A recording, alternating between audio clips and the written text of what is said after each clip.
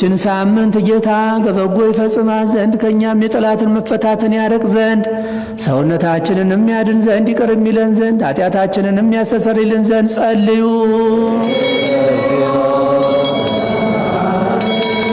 ጌታችን አምላካችን ራርቶ ይቅር ይለን ዘንድ ልመናችንንም ተቀብሎ ይህችን ሳምንት በደህናና በሰላም ያስፈጽመን ዘንድ የትንሣኤውንም ብርሃን በፍጹም ደስታ ያሳየን ዘንድ ኃጢአታችንን የሚያስተሰርይልን ዘንድ ጸልዩ።